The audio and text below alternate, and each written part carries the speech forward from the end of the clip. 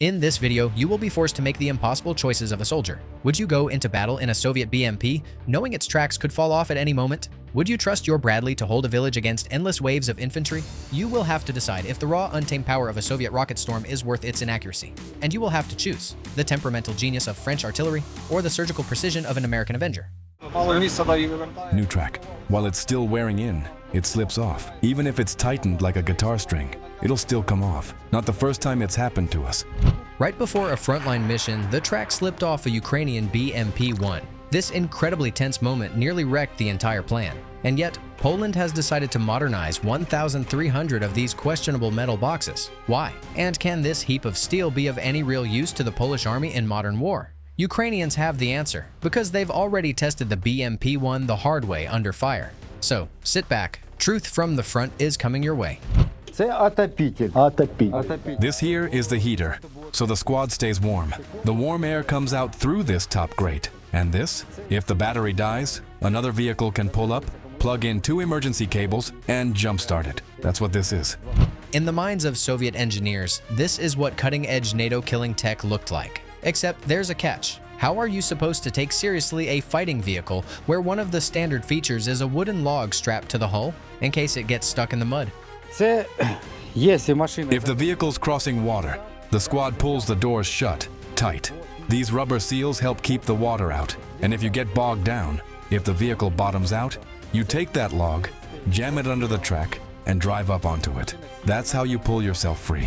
It's hard to picture American M113s or M2 Bradleys using hacks like this, which brings us to Poland's challenge. Can the BMP-1 be brought up to NATO standards, or will it embarrass itself in a modern fight? Soviet BMPs are like newborn kittens, blind at night, deaf during combat, and armored like they're made of tinfoil. In today's war, riding in one of these is a one-way ticket, and the first FPV drone that sees you will punch it. That's why back in the 2000s, the Poles tried to break from the past and modernize their fleet of BWP-1s. Maybe it's too late, but maybe not. Sometimes too late is still better than never. And what makes the strongest case for the Polish decision? Frontline experience. Just watch the ammo cook-off in this Russian BMP-1 after it takes an FPV hit. Think it's a one-off? Here's another. The Russians tried strapping grills onto their BMP-1s and gluing rubber and even more wooden logs all over them, hoping to make them last longer in battle. It didn't help. That one also went up in flames. But what do Ukrainians think about all this? Is their experience any different? Cons? If you ask me, the armor is really weak. It just doesn't meet the needs of this war. But the vehicle still gets the job done. It drops off the guys at the position. I deliver ammo, food, water, and I evacuate the wounded. In 2019, the Polish company Wojskowe Zakłady Motoryzacyjne tried solving the BMP-1's armor problem. They proposed a modernized version with level 3 protection, but it never made it to mass production, and it's a real issue. On his very first mission in a BMP-1, one Ukrainian driver nearly didn't make it back. The lack of protection was so bad, he passed out right behind the wheel. Here's what that looked like. The hardest ride was the first one. I was driving at night, first time taking the guys out. Total darkness. With the helmet on, you can't hear anything. I'm moving and boom, something explodes like 10 meters away. I was in shock. I kept driving but had no idea where I was going. My helmet was crooked, my eyes full of dust. I came to when one of the guys hit me on the shoulder and flashed his light in my face. That's when I realized I was off the road. It was terrifying. Later I got used to it. Impressed by this story? Give this video a like. More people need to hear about this. One of the reasons this driver ended up in such a bad situation? Outdated comms and no night navigation systems. That's where the Poles are ahead. After their 2017 upgrade program, Polish BWP scout vehicles received Harris and Radmore digital radios, ICT suites with digital intercoms by WB Group, passive night vision, ground surveillance radar, and new GPS and nav systems. Think Soviet engineers ever cared that much about their soldiers' comfort? Yeah, we've got bad news for all these Soviet aesthetic fanboys. Back in earlier conflicts, before drones flooded the battlefield, soldiers would often ride on top of the BMP-1. But take a look at what's waiting for those poor guys once the engine kicks in. Вихід відпрацьованих газів. Так. Right here's the exhaust outlet. And if someone sits nearby, that's what they're breathing. The driver too, if the wind's blowing that way. It's awful. It's a major flaw. Ukrainians came up with their own fix to protect infantry riding on the armor in the rear. But even that battlefield hack comes with its drawbacks. There's simply no kind of cover in there. Ми самі вже робимо. We make them, the boxes, ourselves. This one doesn't have it, but some of the others do. They've got the boxes, but then the engine overheats. The biggest downside, and at the same time the main advantage of the BMP-1 is its tracks. Off-road, it's a beast compared to wheeled vehicles. It powers through autumn mud with ease. But during long-distance marches, one unpredictable failure can put the entire crew in danger. You guessed it, it's the track popping off. Just like we mentioned at the start of this video, when that happens, fixing it is no small task. And we haven't even talked about the time it takes to get it running again. Let's hear it straight from a mechanic who's lived through it. Часов 6-7 надо, щоб я будь. It takes 6 or 7 hours to get it back on. Depends where it came off. Sometimes it's in mud so deep, you can't even drive onto it. It happened to me.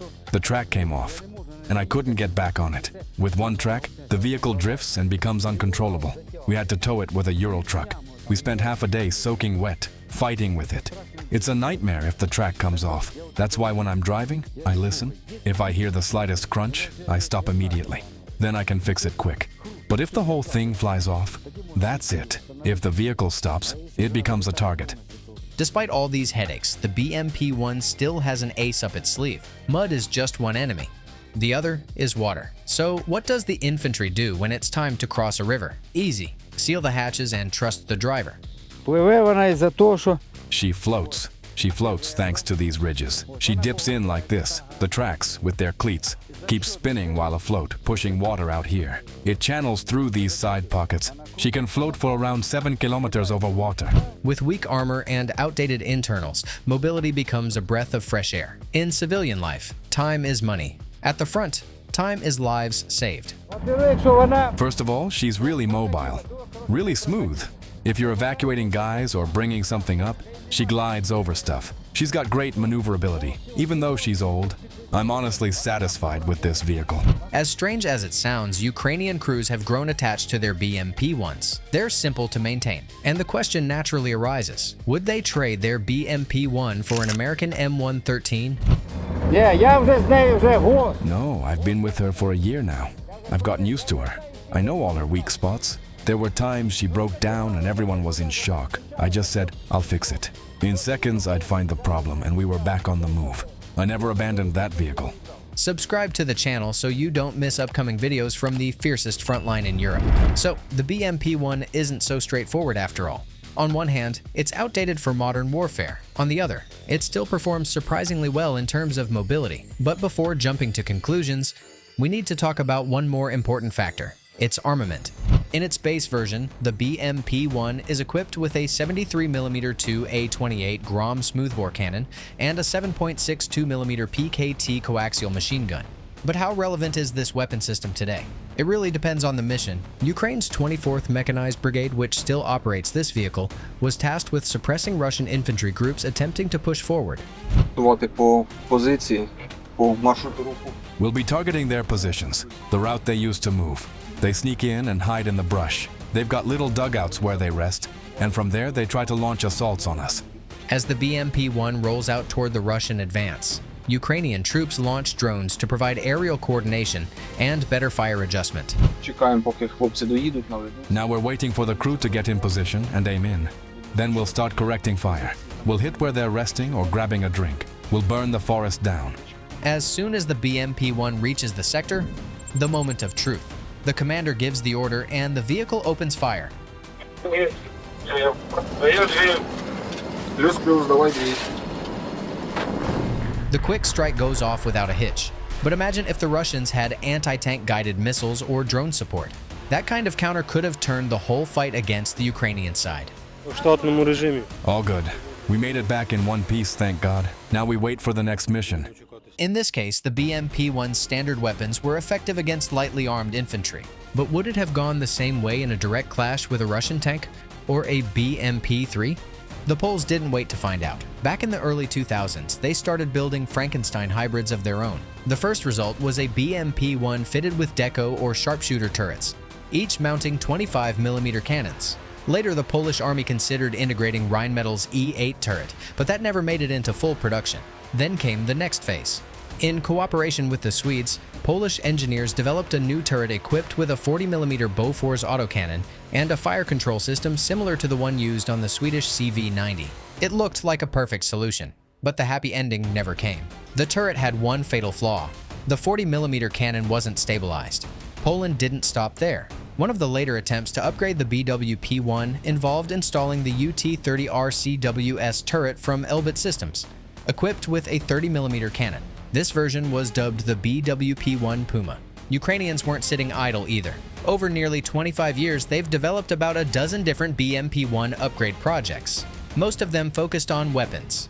These old platforms were fitted with Ukrainian-made combat modules like Spis, Volody, Parus, Stilet, and Squall. But only a few of these vehicles actually made it into serial production. The only versions that entered service were the BMP-1U, BMP-1M, and BMP-1TS. Modern war has made one thing clear. Having a large number of vehicles means nothing if they're just piles of metal. Quantity without quality is dead weight. Today, it's hard to imagine hundreds of BMP-1s launching a massive mechanized assault in the event of a Russian invasion of Poland. But if the Polish upgrades are done right, and if they apply lessons learned from Ukrainian battlefield tactics, then they just might pull it off. Those 1,300 BMP-1s wouldn't have to rot away in storage yards after all. And let's be honest, the Poles are a pragmatic bunch. They're not banking everything on Soviet leftovers. To boost their combat power, in 2023, they signed a deal to produce 1,000 brand new Borsuk IFVs, along with 400 support variants based on the same platform. But what do you think? Are Poland's upgraded BMP-1s a situational trump card, Soviet scrap metal, or a real tactical asset? You've probably seen this viral clip, where a Ukrainian Bradley meets a Russian BTR hauling infantry on top in the middle of a deserted Ukrainian village. But what you didn't see is the real story behind it. That footage cuts off just as the Russian BTR takes a serious hit and rolls into some bushes. It looks like a meat grinder, and survival seems impossible. But at least 2 Russian soldiers crawl into a house nearby. The question is, how many more are still alive? Turns out, it's a whole hive of Russians in there. Fighting in that village lasted for weeks, one battle after another.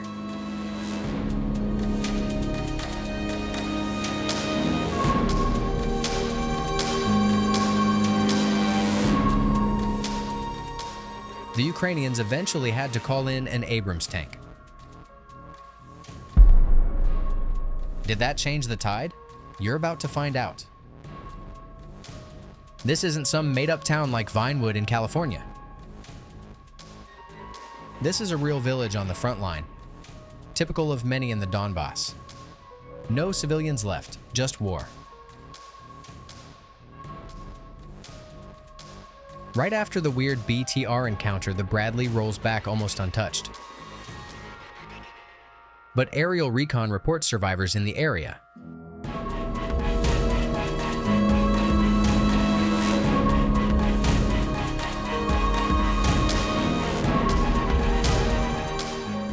So, Ukrainian troops returned to clean the place up. Rolling back into the village, the Bradley opens up with its 25mm Bushmaster cannon, shredding Russian positions.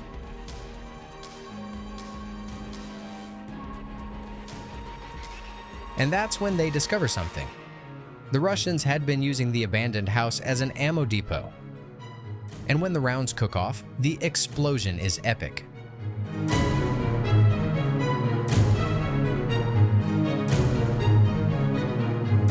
But wait, the enemy isn't wiped out. The Russian soldiers had taken shelter in the cellar, the kind Ukrainian villagers use to store potatoes, cool in the summer, warm in the winter, and usually filled with jars of homemade jams, pickled cucumbers, tomatoes, maybe even some smoked pork fat. Salo, if you know, you know. Smash that like button if impressed by Ukrainian cellar. Point is, a cellar is paradise, and once infantry gets in one, they'll wait out the apocalypse there. That night, a Ukrainian assault team moves in on the target house. They push through the ghost town under Bradley cover. Then the Bradley holds position on the road, ready to lay down fire. Tense moments.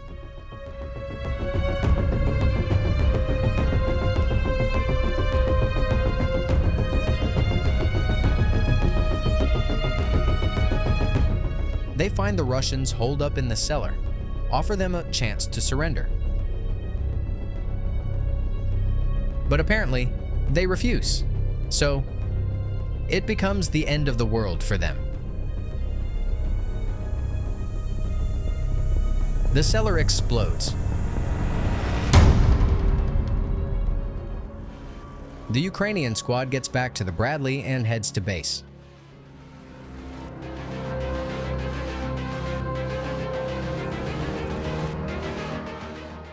Victory? Not yet. Just days later, the Russians tried again, this time with 2 BTRS attempting to drop off infantry in the same village. But now, the Bradleys were waiting.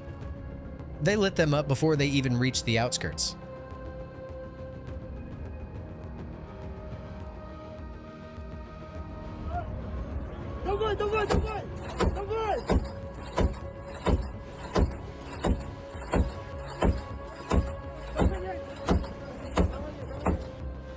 It's hard to imagine anyone walking out alive from that massacre. The Bradleys emptied every last round. Another Russian attempt using the same route also fails. 2 more BTRS are torn apart.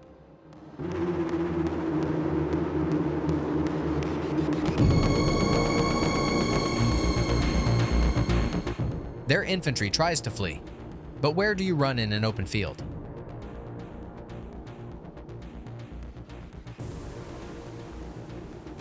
And the wind did howl, and the wind did blow. A few days later, another try. This time, a Russian MTLB manages to break through and unloads troops into the bushes near some abandoned houses.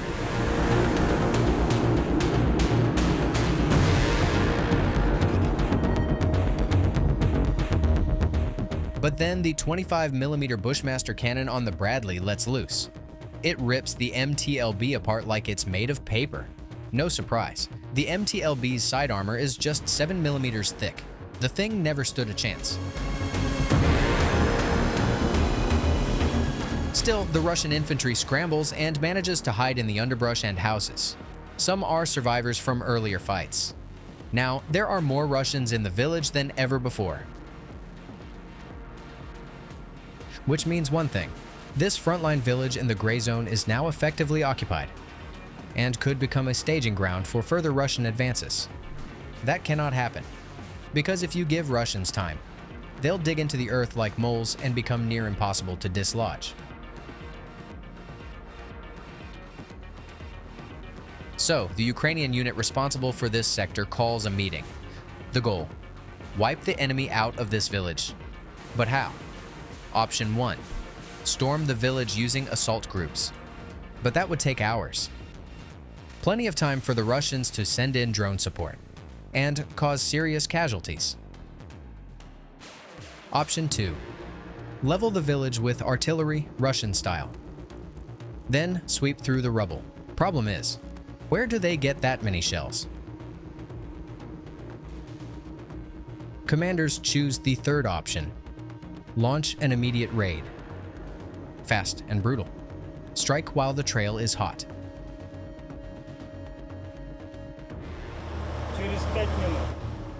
The countdown begins. Before you see what happens next, hit subscribe. You won't have time later. Engine check. Green. The Bradley's 600 horsepower Cummins diesel roars to life. This beast is like an American wild boar on steroids, hauling over 30 tons of armored steel through mud, sand, and chaos. The shells scream through the air like angry little comets. A full loadout isn't just metal, it's confidence.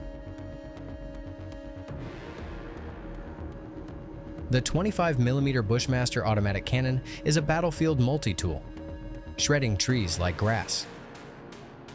It's angry, relentless, unforgiving. It fires single shots, bursts, or short salvos, whatever the job needs. Beside it is the M240 machine gun. Bushmaster's loyal sidekick. Deadly, simple, and reliable. No frills, no mercy.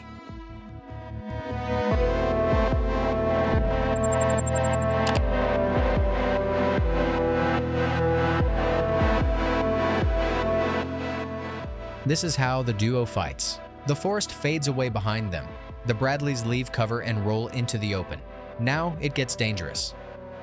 Out in the flat terrain, enemy drones are always watching, but there's no turning back now. A pair of Bradleys pushes toward the village. On both sides, open fields broken up by a few tree lines. The road is flat, so they move fast. The outskirts come into view. Abandoned houses. Then, a landmine explosion. The lead Bradley takes the hit and keeps going. The enemy hides in the overgrown yards up ahead. One Bradley locks onto the right side of the street, the other watches the left. Inside both vehicles, hearts are pounding. Adrenaline. Responsibility. The moment is here, but everyone knows their job. The gunner watches the reticle. The driver grips the handles, and the commander waits for the right moment to give the order. Finally, fire. The Bushmaster hot dogs are on their way. The Bradley's targeting and stabilization system lets the crew fire accurately even while on the move. This is what gives American vehicles the edge during bold attacks like this one. The combo of autocannon and machine gun? Chef's kiss. Every soldier dreams of driving this blender. The trees are cracking, bark is flying, branches splinter like shrapnel. And you're thinking, how the hell do they still have ammo? But of course, ammo isn't unlimited. That's probably why the Ukrainian crews begin shifting toward the edge of the village. One starts backing out while the other reverses and keeps firing. Then they switch. Fluid, practiced, efficient. And then, what the hell is that? Some lunatic Russian tries sneaking up on the Bradley? Looks like it. He's clearly not carrying anti-tank gear. So, what's the plan? We'll never know, because the video cuts off right there. What we do know, as that pair of Bradleys pulls out, a new duo enters the narrow village streets. This time, it's another Bradley. And a Ukrainian Abrams tank.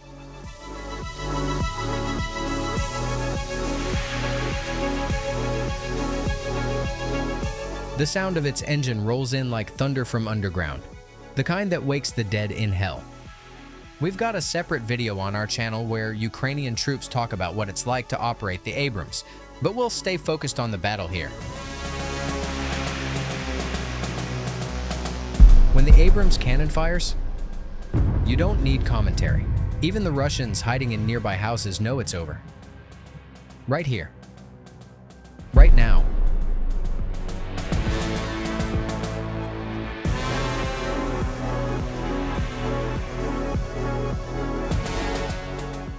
And on a backdrop of smoke and shattered homes, the final beat of this scene drops.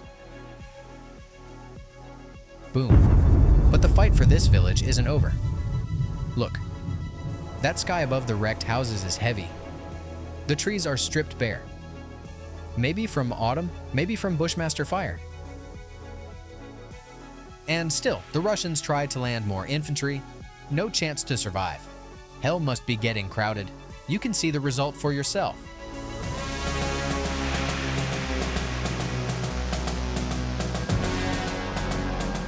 There are thousands of villages like this across Ukraine.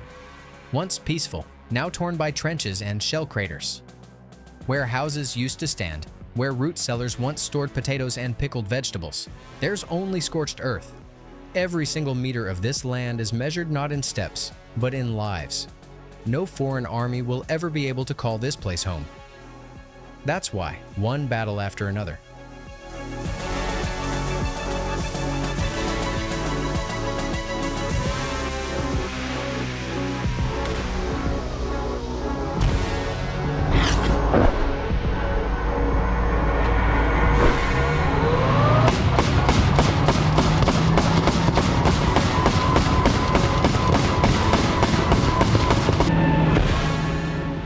Thanks for watching. Don't forget to hit the like button. It matters not just for us, but for the YouTube algorithm too. Drop a comment below.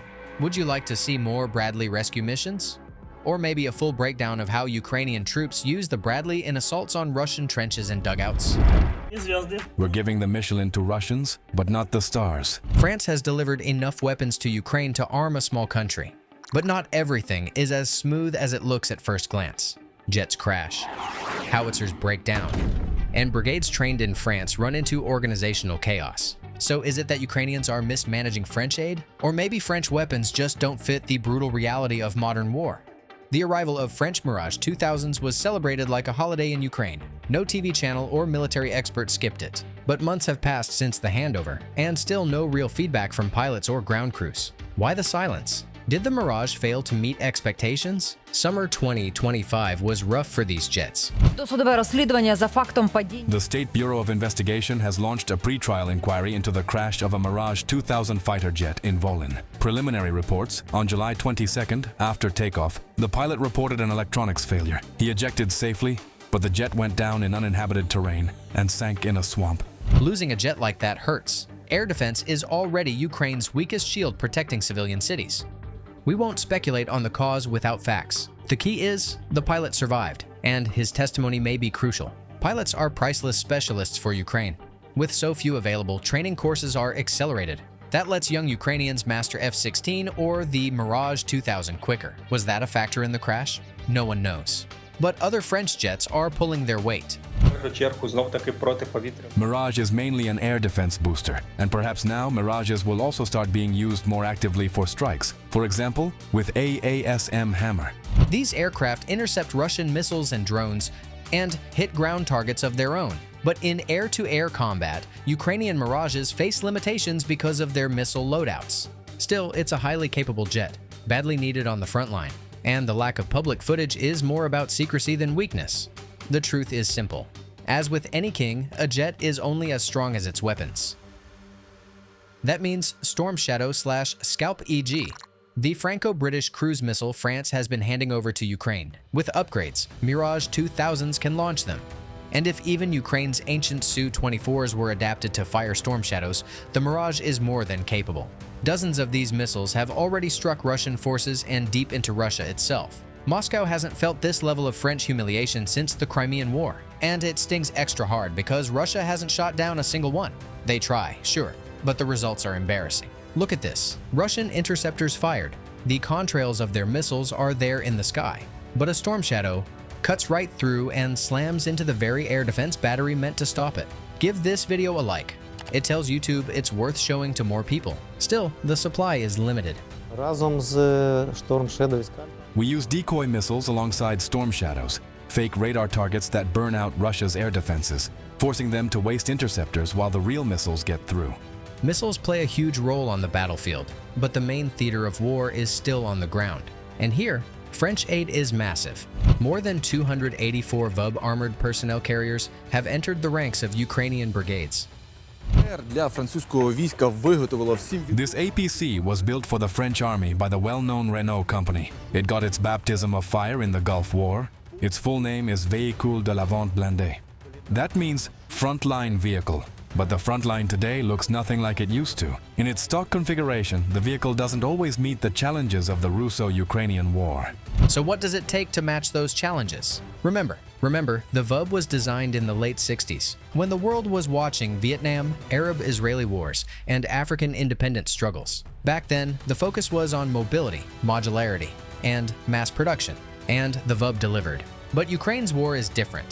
It's called the First Drone World War for a reason. Today, protection and firepower are what matter most. For modern conditions, the VUB is mostly used for logistics, and it handles that role well.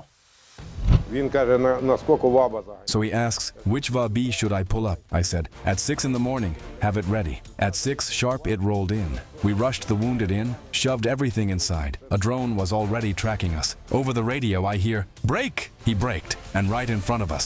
Boom! Then he hit the gas again. I yelled, go, go, floor it! He shouted back, I've lost a wheel, can't steer. I said, doesn't matter, just go! That's how we broke out onto the highway that time. But Ukraine's brutal conditions do put a strain on VUB's mobility. тому, що трошки боїться болота. Потужності йому. It's a bit afraid of mud. Power is enough, but on clay, it slides badly. If it falls into a rut, it's very hard to get out. Especially when the APC is overloaded. Its modular layout gives it more room than Soviet designs, but modern gear is heavy, and that shows on a 50-year-old VUB. Дійсно, якщо хлопці будуть з штурмовими малими... If guys come in with just small assault packs, you can fit 8 inside. But if they're bringing ammo boxes and extra kit, then 10 soldiers fully loaded. That's really tight. Even with its age, the VUB has adapted surprisingly well. Ukrainian crews add armor, install electronic warfare systems, and do whatever it takes to complete missions without losses. And it shows. Since arriving in Ukraine, about 30 VUBs have been lost. Only 10% of the total fleet. Ukrainians can fight with anything. Subscribe to the channel. Your support is important to us and helps us to continue developing. Take the legendary TRF-1 howitzer. Why legendary? It was designed back in the 1970s as one of the first semi-automated guns, where not everything had to be done manually. And yes, the engineers pulled it off. France had around 50 TRF-1 howitzers in storage, and it handed over the most serviceable ones to Ukraine. Ця гармата, по-перше... This gun has a slightly larger caliber, 155 millimeters. That means a longer barrel, which lets it fire about 6 kilometers farther. But that's not its main feature. Ось ця гармата, плюс також... This howitzer also has an engine. It's self-propelled. Self-propelled doesn't mean you don't need to tow it. Це те, що вони... It's still a towed gun. Transport vehicles bring it close to the front or the mission area, but from there it can move short distances on its own to take or change position. That's where the advantages end, and the headaches for artillery techs begin. Якщо радянські системи... The downside is it breaks down often. With Soviet systems, you could just hit it with a hammer and it kept working. Here, you've got hydraulics. If a hose bursts, the whole thing stops. Over time, TRF-1's biggest advantage became its main drawback. It was a pioneer among semi-automated towed guns, but age and design flaws have caught up with it. Keeping these howitzers alive is a job for specialists. Примхлива дівчинка, з нею треба ніжно. This howitzer is like a spoiled girl. You have to treat her gently. If she doesn't like something, she just quits on you. Then you've got to chase her, fix her, pamper her. So yes, the TRF-1 is a temperamental lady. Trouble not only for the Russians, but also for Ukrainian crews. Still, for what it is, these issues were expected. And the key part, they still fire. But if there's one type of French weapon Ukrainians don't complain about, it's the snakes. Which snakes, you ask? Many of you have already guessed. The Crowtail NG. Its name literally translates to rattlesnake. And fittingly, it was one of the very first SAM systems France delivered to Ukraine. We will also deliver more radars, missile systems, and the missiles themselves to protect them from these attacks. And the system works. From target detection to missile launch takes only 6 seconds, as fast as a rattlesnake strike. Launch.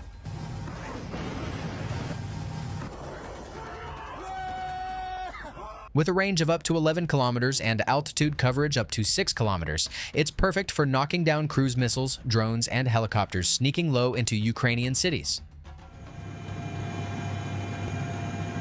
Target destroyed. Splash.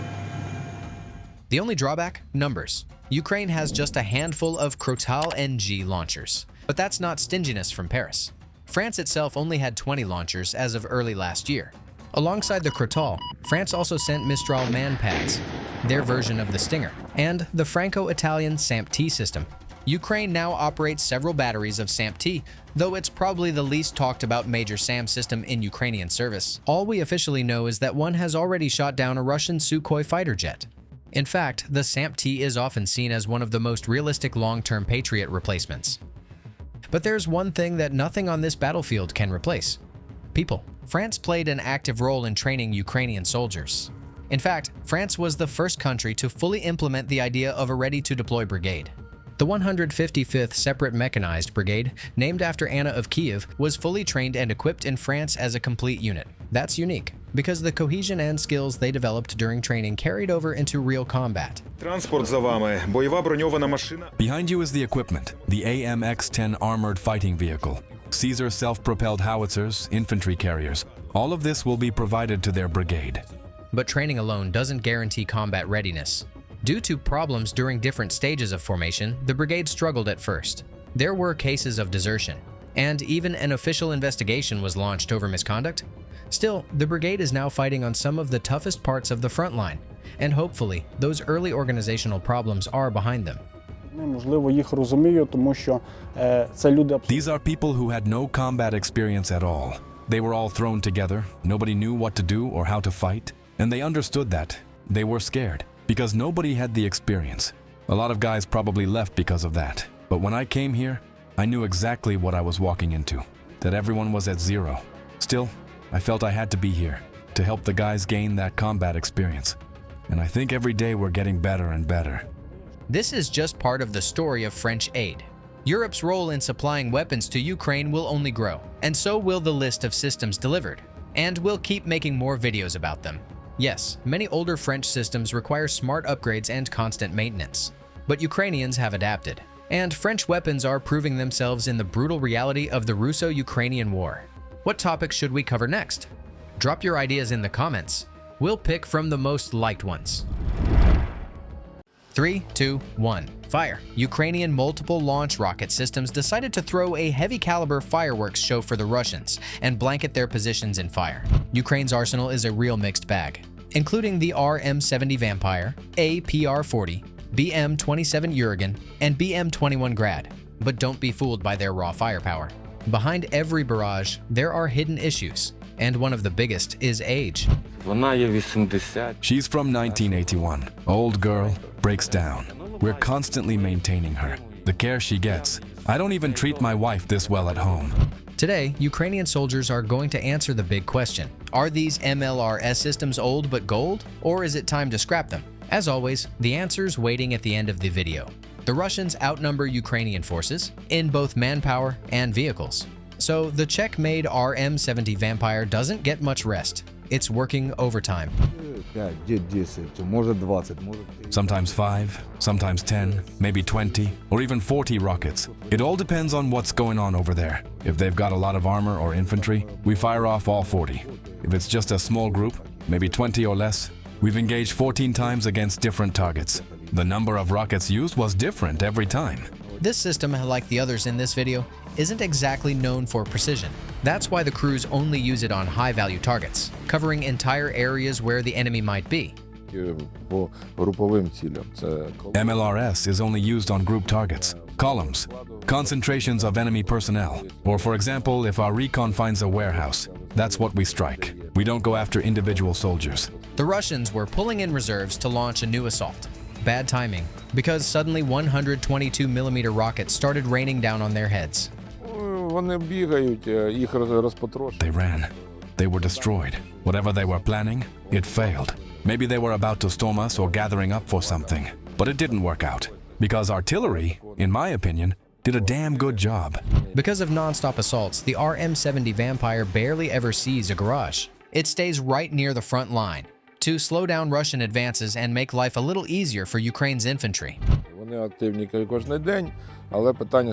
The Russians are active every day, but their mindset is like, we've got an objective. Obstacles don't matter, so 10 guys go in. They get wiped out, then 10 more go in, and they'll keep pounding until they break through. There's no such thing as stopping or not stopping. If they try here and it doesn't work, they hit again. 3, 4, 5 assaults, and if they still don't break through, they shift to another tree line. That's how it is on the front, constant. It's called a creeping offensive. Hit the like button so YouTube pushes this video to more people. That way, more viewers can see what war looks like, without filters. Still, every day the crew risks their lives. A big target like the RM-70 Vampire is a top priority for Russian drones, and they're not stingy with their FPVs. Ukrainian troops laugh it off. This is just another day at the office. Not scary to stand out in the open in the Vampire like that? We're used to it. Feels like home now. To keep the crew safe from shrapnel, the Czech Tatra chassis features light armor and better off-road handling. Those two things give the team a bit more confidence when under fire. It's more maneuverable, better off-road, and the cabin has armor. It's built from steel, solid cabin, better crew protection. And in real combat, that steel cabin plus a quick reacting driver can make the difference between life and death. Попадали хлопці під обстріл, то кабіна витримала. The guys have been under fire, but the cabin held. 122mm rounds hit nearby. Even 152 landed close, but nothing punched through. One vehicle, the door got bent, I think, but not penetrated. The steel didn't crack. Its wheelbase and protection give the RM70 Vampire an edge over similar systems, and here's why. Through this Donbass mud, driving a Grad would have been way tougher. But this one keeps going until the end. You could blow a tire, rear or center, but it still rolls. It'll keep moving. And the armored cabin helps too. Even just a little, it saves you from shrapnel. Another nice bonus, the hydraulic dozer blade, which lets crews dig in and avoid getting spotted too easily. You can dig in with the blade. Just lower it, carve out a spot, and roll into your makeshift firing pit. Sometimes the crew pulls off 6 combat runs in one day. They work non-stop, without proper rest. There's no other option, because peaceful cities lie behind them, and someone has to keep them safe. We were firing full salvos, 40 rockets at a time. Back then, we had tons of ammo in the depot. One day I fired 240 rounds. That's 5 or 6 full loads. This RM70 Vampire crew has its own method that helps them get the job done. The secret's simple: move fast and don't get exposed. Here's how it works in practice. If the target's nearby, no long drive, we're talking 9 minutes total. Target comes in, we jump in the truck, roll to the pre-picked position, we fire. The whole field burns. Wheat scorched in a perfect circle. Doesn't matter if the aim was wide or tight. The burn gives us away. The drones spot it and start tracking us. So we try to fire downward, right into the soil. Regular black earth. That way we're harder to see. Before we go any further, subscribe to the channel.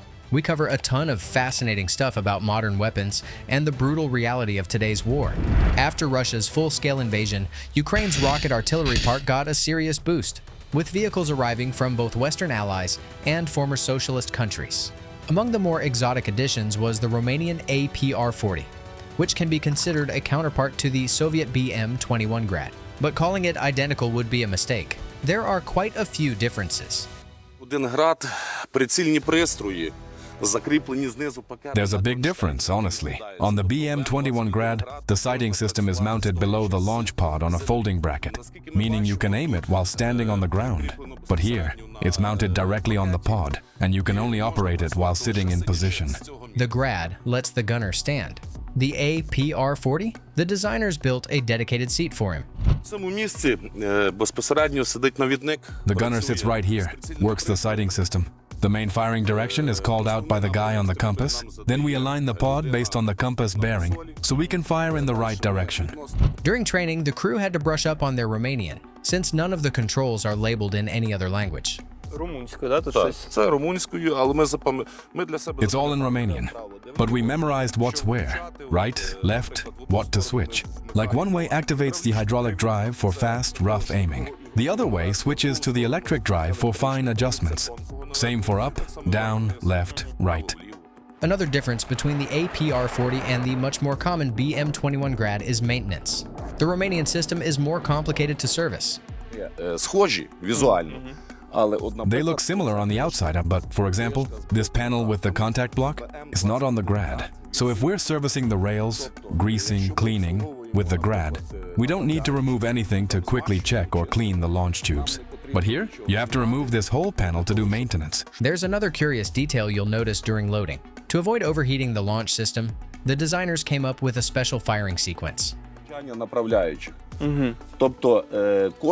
This chart shows the loading order of the tubes. Each rail has its own number, so that the rockets fire in a staggered pattern. They don't all go off one after another. They launch from different spots to balance the pod, so the vehicle doesn't rock too hard. Also, if rockets fire one after another from the same area, the tubes overheat. This way, one fires, then another, while the previous section has a chance to cool down. The commander controls the fire from inside the vehicle. Here's what his workspace looks like. The person responsible for throwing a fiery party at Russian positions. This is the commander's seat. Here's the fire control panel, the electric distributor. We set the number of rockets on this counter. This switch controls the launch. Here we toggle between automatic and manual modes. And here, using this key, We can set either manual fire or timed intervals, seconds and milliseconds, for staggered rocket release. Now, this is what Romanian engineers call attention to detail. Inside the cabin, there's a built-in thermos. It's a small thing, but honestly, it's kind of nice. I take it the Romanians added that? Yeah, it's standard. It's even listed in the manual. We rarely use it, but it has to be there. And it is. When choosing the chassis, the designers went with something originally built for civilian use. That decision came with both advantages and drawbacks. Here's the main upside. This artillery system sits on the chassis of the DAG 665T truck. Originally, this chassis was designed for civilian, multi-purpose use.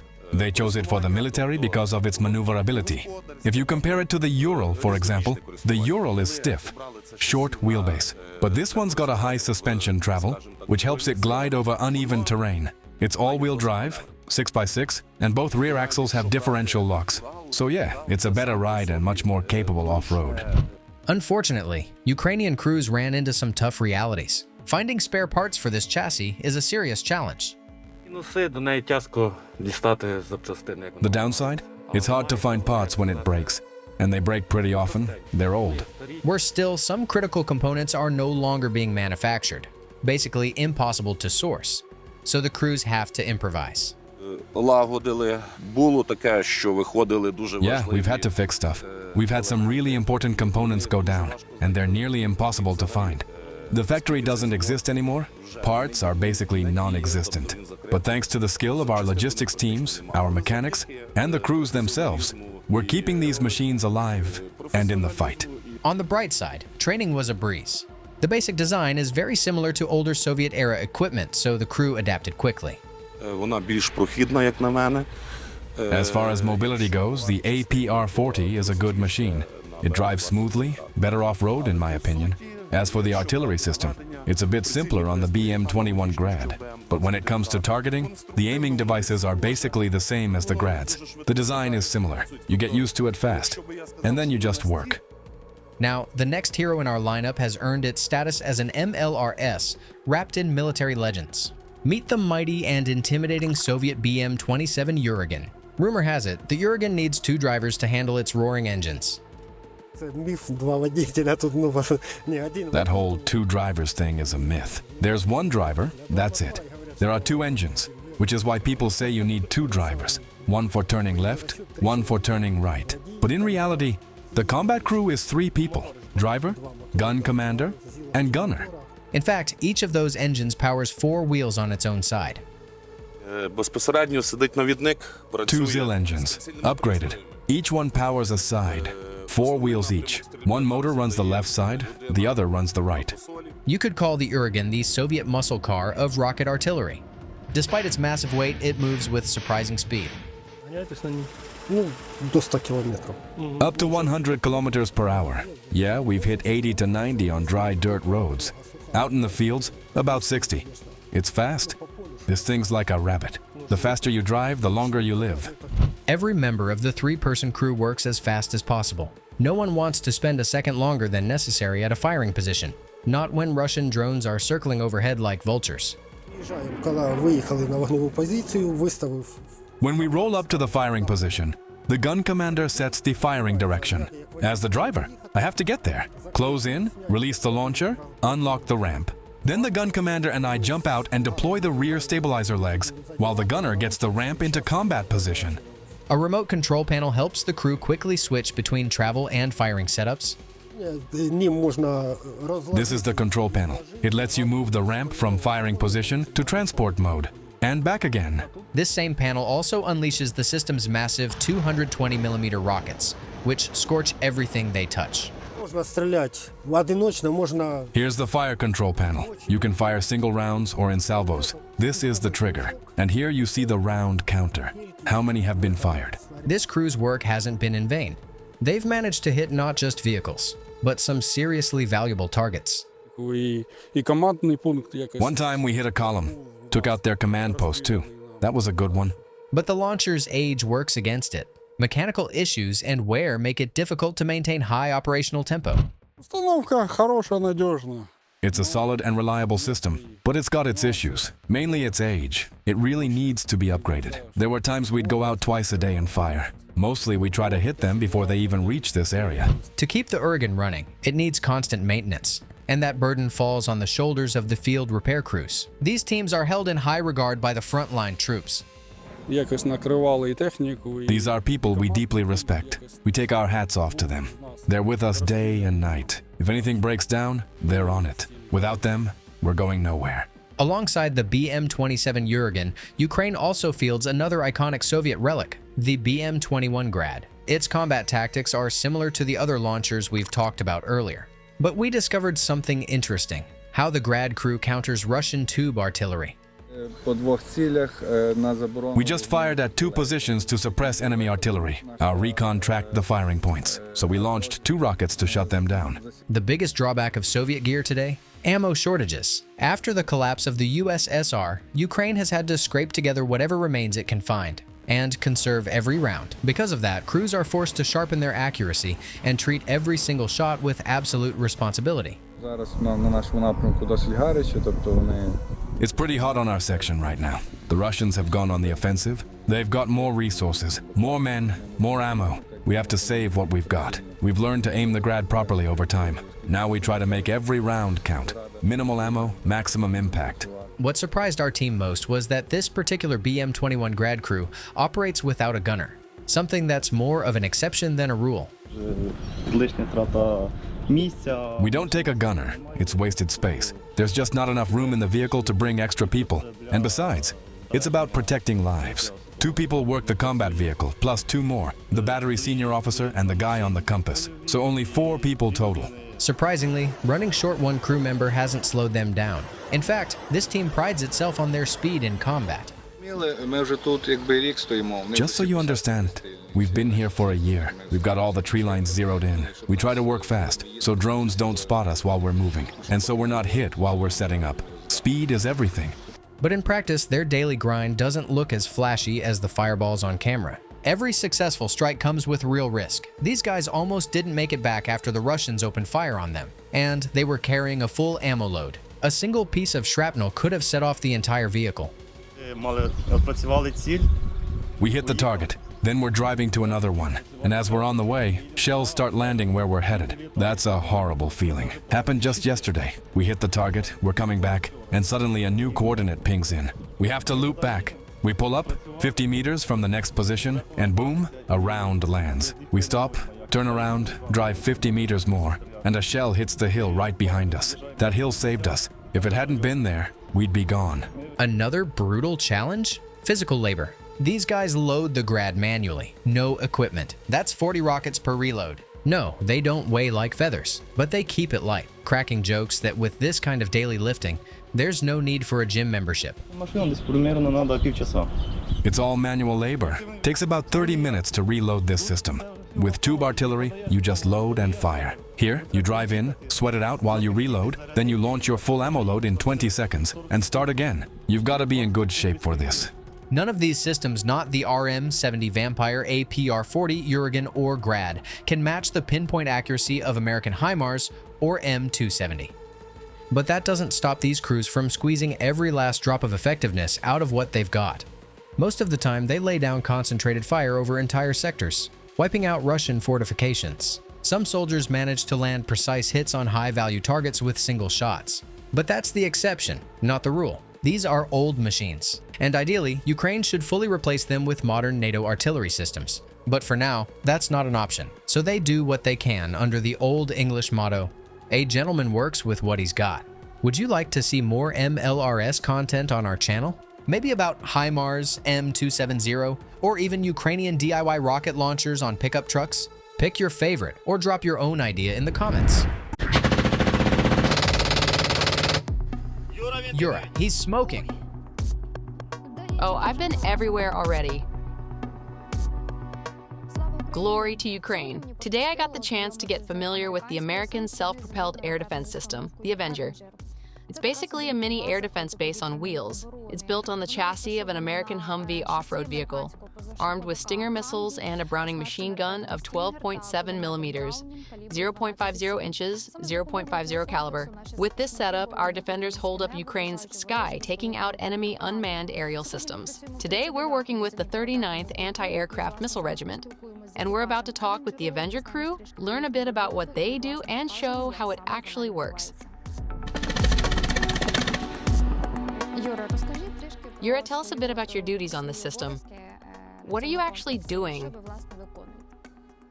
Like any air defense system, it's about controlling the state's airspace. For me, the key is to hit the target. Don't let it get through. I put everything I've got into destroying the aerial enemy. Everyone, all of them.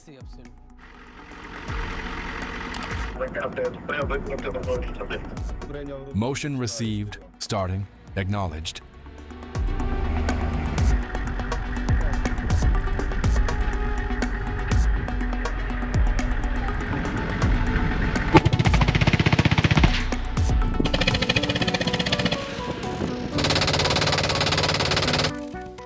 Yura, he's smoking. He's falling. At least not onto us.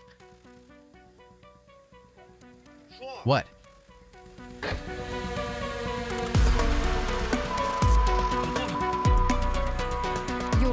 Yura, we just had a target. It was a Shahed. And you fired the Browning machine gun. In that situation, what made you decide to shoot the machine gun instead of the missiles? I saw he was low, close, and coming at me. That made him the easiest target for the gun. You see? When he's coming at you low and close, firing missiles at him right then would be impractical. Support the channel with a like and subscribe. Yeah, it's not new, but it's effective. This little rig loves Shaheds. It really does. As for other air threats, say fast jets or helicopters, right now that's not possible.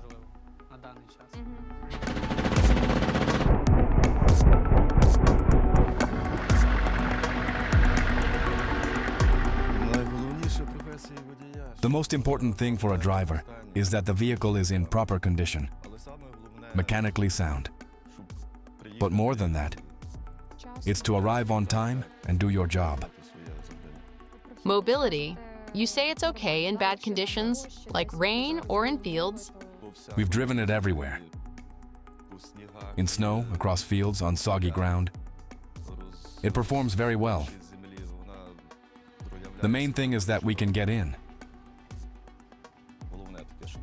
Four-wheel drive, right? Yes, it's full-time four-wheel drive, automatic. Automatic transmission with a transfer case and locking system. The wheels can be locked, so it's 4x4 with constant locks.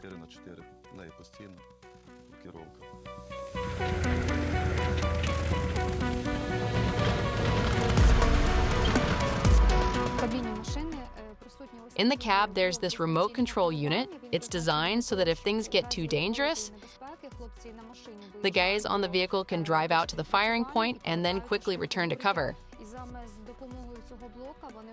And using that unit, they can remotely control the weapons onto targets. That way they can engage while staying under cover. What still motivates you to stay here and defend our country? I believe it's the duty of a city serviceman. You see, I took an oath, and the oath says it all, that we must defend territorial integrity. That's what I'm doing.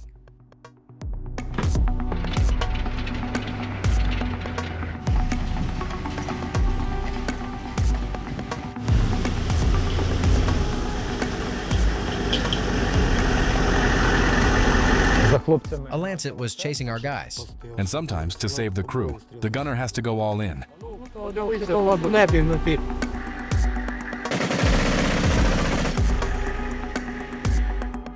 Launch.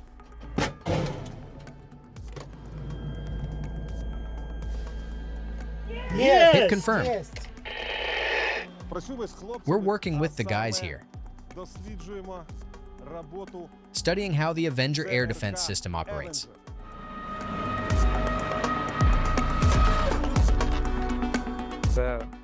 This is a US-made vehicle called the Avenger, a short-range surface-to-air missile system. It's armed with a Browning heavy machine gun and can fire up to 8 Stinger missiles.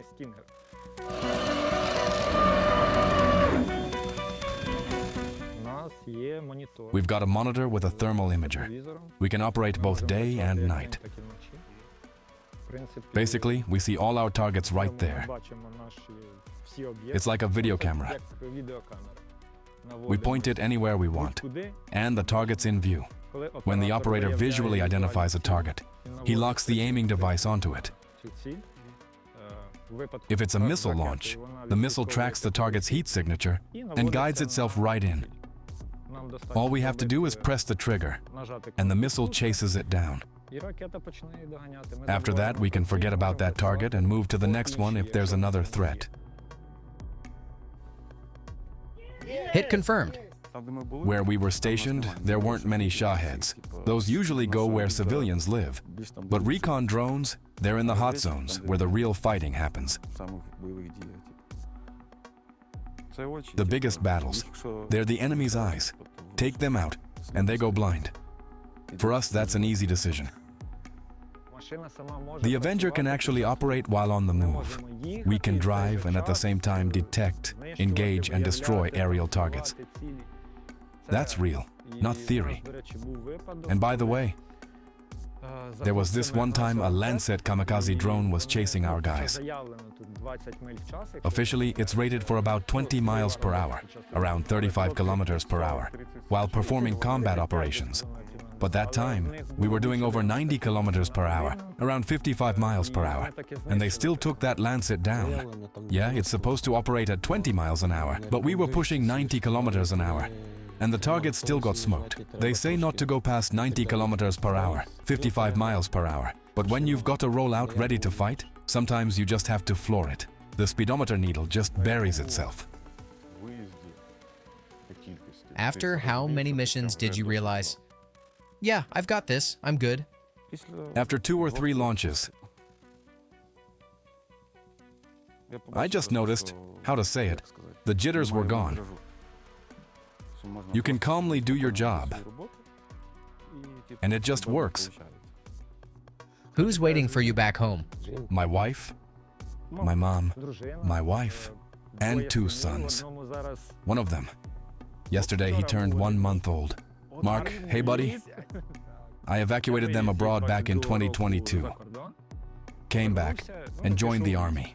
So not only do they give you leave, they let you travel abroad too. Yeah, you can take leave abroad.